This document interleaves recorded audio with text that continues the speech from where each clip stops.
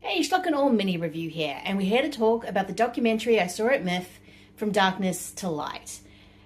This is, of course, about the infamous Jerry Lewis project that has never been officially released, called The Day the Clown Cried. What happened? Why have we never seen it? What was the process behind it? And what was Jerry thinking? Of course, The Day the Clown Cried is about a clown in a concentration camp during the Holocaust who leads the children to the gas chamber. It's incredibly dark material that was meant to be a light comedy.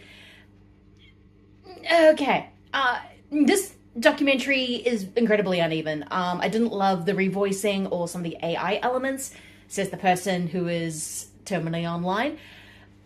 But and it was kind of very distorted in what the documentary was actually about.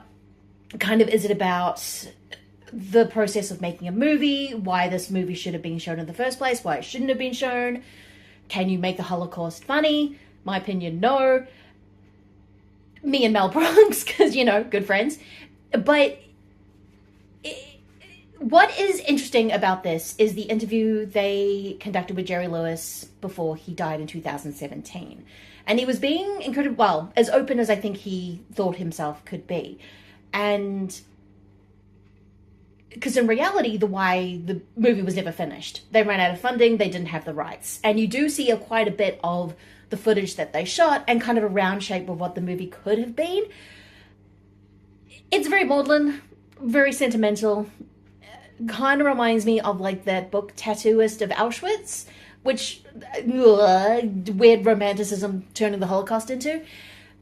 But when you listen to Jerry Lewis, it's a lot about how the work wasn't good. He just couldn't get there. He was suffering from it throughout his life. He's always suffered through depression, kind of the angriest man in comedy. And that was kind of the interesting part. Who decides what is good and what is not? Who decides the shape of that?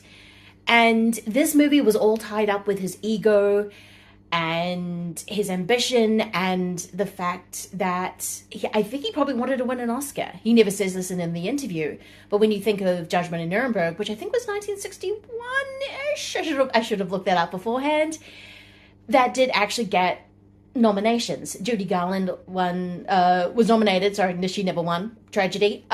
She was nominated for Best Supporting Actress in that movie. So you can kind of see that. And then when you get into the whole Life is Beautiful, a movie I don't particularly like. Anyway, there's a big subject that a 3-minute video can really contain. But the movie itself is fine.